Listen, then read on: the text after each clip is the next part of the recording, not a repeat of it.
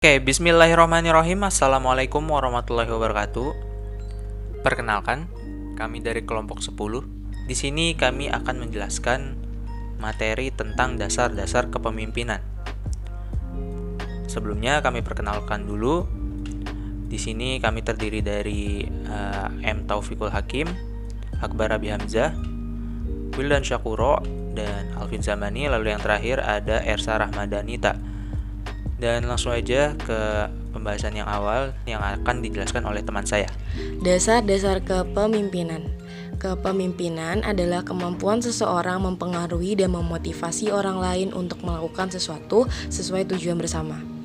Kepemimpinan meliputi proses mempengaruhi dalam menentukan tujuan organisasi, memotivasi perilaku pengikut untuk mencapai tujuan, mempengaruhi untuk memperbaiki kelompok dan budayanya. Sedangkan kekuasaan adalah kemampuan untuk mempengaruhi orang lain untuk mau melakukan apa yang diinginkan pihak lainnya. Gaya kepemimpinan adalah cara seseorang pemimpin bersikap, berkomunikasi, dan berinteraksi dengan orang lain dalam mempengaruhi orang untuk melakukan sesuatu. Di antara beberapa gaya kepemimpinan terdapat pemimpin yang positif dan negatif, di mana perbedaan itu didasarkan pada cara dan upaya mereka memotivasi karyawan. Apabila pendekatan dalam pemberian motivasi ditekankan pada imbalan atau reward, baik ekonomis maupun non-ekonomis, berarti telah digunakan gaya kepemimpinan yang positif. Sebaliknya, jika pendekatan yang menekankan pada hubungan atau punishment, berarti dia menekankan gaya kepemimpinan yang negatif. Selain gaya kepemimpinan positif dan negatif, masih terdapat gaya lainnya, seperti yang pertama ada otokrasi. Kepemimpinan ini menggunakan metode pendekatan kekuasaan dalam mencapai keputusan dan pengembangan strukturnya. Kekuasaan sangat dominan digunakan serta memusatkan kekuasaan dan pengambilan keputusan bagi dirinya sendiri dan menata situasi kerja yang rumit bagi pegawai sehingga mau melakukan apa saja yang diperintahkan. Kepemimpinan ini pada umumnya negatif yang berdasarkan atas ancaman dan hukuman. Meskipun demikian, ada juga beberapa manfaatnya, diantaranya yaitu memungkinkan pengambilan keputusan dengan cepat serta memungkinkan pendayagunaan pegawai yang kurang kompeten. Gaya kepemimpinan yang kedua ada gaya kepemimpinan partisipatif atau lebih banyak mendesentralisasikan wewenang yang dimilikinya sehingga keputusan yang diambil tidak bersifat sepihak. Yang ketiga ada gaya kepemimpinan demokrasi. Kepemimpinan ini ditandai dengan adanya suatu struktur yang pengembangannya menggunakan pendekatan pengambilan keputusan yang kooperatif. Di bawah kepemimpinan ini, pemimpin yang demokrasi cenderung bermoral tinggi, dapat bekerja sama, mengutamakan mutu kerja, dan mengarahkan diri sendiri. Yang keempat ada gaya kepemimpinan kendali bebas. Di sini pemimpin memberikan kekuasaan penuh terhadap bawahan, struktur organisasinya bersifat longgar, dan pemimpin bersifat pasif. Yaitu pemimpin menghindari kuasa dan tanggung jawab, kemudian menggantungkannya kepada kelompok baik dalam menetapkan tujuan dan menanggulangi masalahnya sendiri. Setelah tadi dibahas apa itu pengertian pemimpin dan beberapa gaya kepemimpinan, sekarang akan dibahas dari sisi fungsi. Nah, sebagaimana kita ketahui bersama, pemimpin dalam sebuah organisasi atau sebuah kelompok maupun perusahaan sangatlah penting. Pemimpin mempunyai peran yang vital dalam sebuah kelompok. Nah, oleh karena itu fungsinya sendiri dibagi menjadi dua aspek, yaitu fungsi administrasi dan fungsi top management. Berikutnya akan dibahas dari fungsi administrasi, yaitu mengadakan formulasi kebijaksanaan administrasi dan menyediakan fasilitasnya. Fungsi administrator dalam pelaksanaannya dibagi menjadi dua, yaitu yang pertama pengambil keputusan. Sebagai pengambil keputusan, setiap pemimpin harus berorientasi pada prinsip-prinsip berikut, yaitu harus tepat dan memecahkan masalah-masalah yang dihadapi, Kemudian harus cepat, jangan kadaluarsa sehingga merugikan gerak organisasi dan anggota. Kemudian pemimpin juga harus rasional, artinya dapat dilaksanakan sesuai dengan kemampuan organisasi atau anggota. Dan yang terakhir harus dapat mempermudah tercapainya tujuan organisasi. Yang kedua yaitu perumus kebijaksanaan. Adapun sebagai perumus kebijaksanaan, seorang pemimpin harus berorientasi pada prinsip-prinsip berikut, yaitu harus berdasarkan penelitian yang objektif dan didukung oleh data dan fakta yang lengkap. Kemudian, isi dan tujuan kebijaksanaan tidak bertentangan dengan sasaran dan haluan organisasi. Kemudian ditetapkan berdasarkan musyawarah sesuai dengan prosedur dan mekanisme yang telah ditentukan. Yang terakhir, untuk peristiwa yang sama, kebijaksanaannya harus sama walaupun objeknya berbeda. Kemudian, fungsi sebagai top management. Apa sih pemimpin sebagai top management?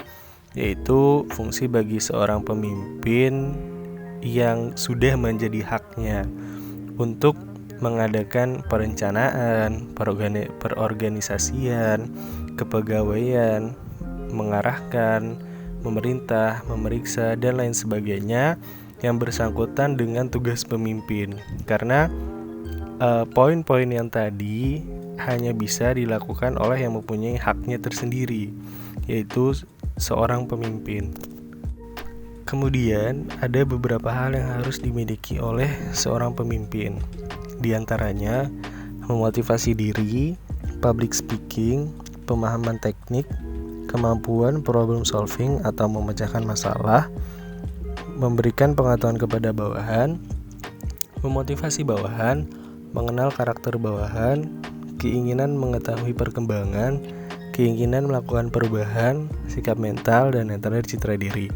Nah, sudah sepatutnya seorang pemimpin mempunyai sifat tersebut. Alangkah lebih baiknya pemimpin mempunyai nilai tambah atau sifat yang lebih dari sifat-sifat tersebut. Nah, dari sifat-sifat yang tadi sudah disebutkan, apabila semuanya sudah dilakukan dengan baik, maka jadilah kepemimpinan yang efektif, yaitu mampu memutuskan atau memecahkan masalah, mampu merencanakan atau menetapkan prioritas, mampu memotivasi, mampu berkomunikasi, mampu melakukan presentasi atau pidato, mampu mengajar atau mentransfer pengetahuan, mampu menangani konflik, dan yang terakhir mampu membimbing. Jadi, hal-hal tadi yang harus dimiliki seorang pemimpin, inilah merupakan refleksi dari poin-poin yang sudah disebutkan tadi. Teori kepemimpinan. Teori-teori kepemimpinan sangat besar, artinya untuk mengkaji sejauh mana kepemimpinan suatu organisasi telah dapat dilaksanakan secara efektif serta menunjang kepada produktivitas organisasi secara keseluruhan. Next, beberapa teori tentang kepemimpinan, antara lain teori kepemimpinan sifat.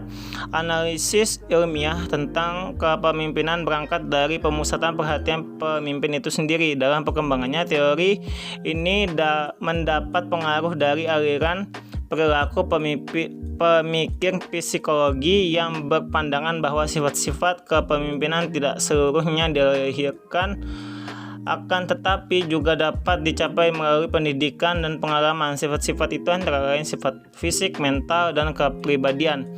Menurut Kate Davis, merumuskan 4 sifat umum yang berpengaruh terhadap keberhasilan kepemimpinan organisasi, antara lain kecerdasan, kedewasaan, dan keluasan hubungan sosial, motivasi diri dan dorongan berprestasi, sikap, hubungan kemanusiaan. Next, teori kepemimpinan perilaku dan situasi. Berdasarkan penelitian perilaku seorang pemimpin yang mendasarkan teori ini memiliki kecenderungan ke arah 2 hal. Yang pertama, yang disebut dengan konsiderasi, yaitu kecenderungan seorang pemimpin yang menggambarkan hubungan akrab dengan bawahannya. Kedua, disebut struktur inisiasi, yaitu kecenderungan seseorang pemimpin yang memberikan batasan kepada bawahan. Contoh yang dapat dilihat bahwa bawahan mendapat instruksi dalam pelaksanaan tugas, kapan, bagaimana pekerjaan dilakukan, dan hasil yang akan dicapai. Teori kewibawaan pemimpin. Kewibawaan merupakan faktor penting dalam kehidupan kepemimpinan, sebab dengan faktor itu seorang pemimpin akan dapat mempengaruhi perilaku orang lain baik secara perorangan maupun kelompok, sehingga orang tersebut bersedia untuk melakukan apa yang dikehendaki oleh pemimpin. Selanjutnya, teori kepemimpinan situasi. Seorang pemimpin harus merupakan seorang pendiagnosa yang baik dan harus bersifat fleksibel sesuai dengan perkembangan dan tingkat kedewasaan bawahan. Selanjutnya, teori kelompok, yaitu agar tujuan kelompok atau organisasi dapat tercapai harus ada pertukaran yang positif antar pemimpin dengan pengikutnya. Oke, baik, selanjutnya ada tipologi kepemimpinan. Di sini ada yang pertama kepemimpinan tradisional, lalu yang kedua kepemimpinan karismatik, lalu yang ketiga kepemimpinan rasional, keempat kepemimpinan otoriter, lalu yang kelima ada kepemimpinan demokratis, lalu ada kepemimpinan tunggal, lalu yang terakhir itu ada kepemimpinan kolektif. Nah, di sini untuk tradisional sendiri itu adalah memahami teori-teori kepemimpinan sangat besar, artinya untuk mengkaji sejauh mana kepemimpinan dalam suatu organisasi telah dapat dilaksanakan secara efektif serta menunjang kepada produktivitas organisasi secara keseluruhan. Dan yang karismatik, tipologi kepemimpinan karismatik ini diwarnai oleh indikator sangat besarnya pengaruh sang pemimpin terhadap para pengikutnya. Kepemimpinan seperti ini lahir karena pemimpin tersebut mempunyai kelebihan yang bersifat psikis dan mental serta kemampuan tertentu, sehingga apa yang diperintahkannya rasionalitas dan perintah tersebut. Jika dilihat lebih jauh, seakan-akan antara pemimpin dengan pengikutnya seperti ada daya tarik bersifat kebatinan ataupun magic. Lalu rasional itu merupakan kepemimpinan dalam suatu organisasi hanya akan efektif jika kepemimpinannya itu dapat diterima oleh pengikutnya. Oleh sebab itu, kepemimpinan harus diimbangi dengan nilai-nilai rasionalitas yang secara timbal balik diakui dan dibenarkan, baik oleh sang pemimpin maupun pengikutnya. Dan di sini ada otoriter, tipologi kepemimpinan otoriter atau biasa juga disebut dengan istilah otokratis, biasanya tidak bertahan lama dan kalaupun akan bertahan hanya di lingkungan terbatas. Ketika masyarakat mulai berkembang dan maju, baik dalam arti pendidikan maupun ekonomi dan peradaban, sekaligus bersamaan waktunya, kepemimpinan otoriter akan dijauhi oleh masyarakat. Lalu untuk demokratis, itu kepemimpinan demokratis adalah tipologi yang paling tepat dan ideal untuk dikembangkan dalam organisasi yang modern. Pertimbangannya adalah karena lebih cocok dengan fitrah manusia dan mudah untuk diterapkan dalam semua lapisan baik masyarakat kota maupun masyarakat desa. Dan untuk tunggal itu berdiri sendiri, pengatur suatu kelompok. Dalam ilmu kepemimpinan dikenal istilah yang sama pengertiannya tetapi berbeda dalam penerapannya, yaitu pimpinan dan kepala.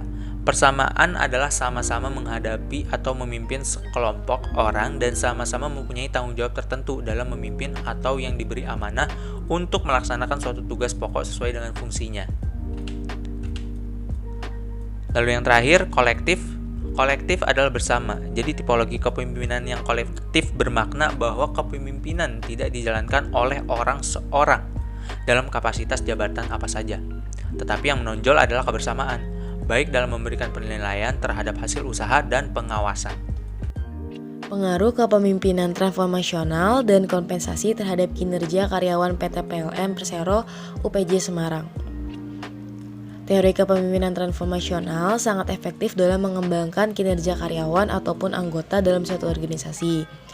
Pada PT PLN Persero UPJ, kepemimpinan transformasional sudah terlaksanakan dan diterapkan dengan baik. Kompensasi yang diberikan perusahaan tergolong memuaskan. Hal ini dibuktikan dengan penilaian responden yang menilai kompensasi yang diberikan perusahaan masih termasuk dalam golongan yang memuaskan. Kinerja karyawan di perusahaan dapat dikatakan tergolong tinggi.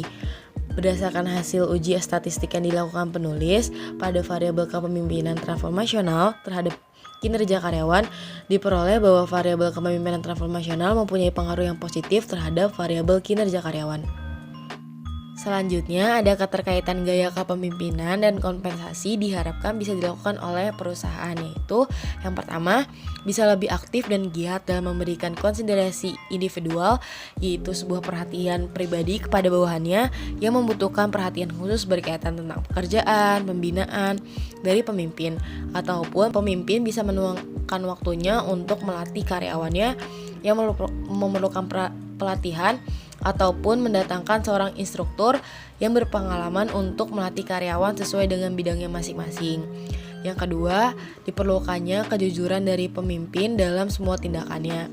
Semua hal tersebut untuk mendorong agar kinerja karyawan lebih baik lagi dari sebelumnya.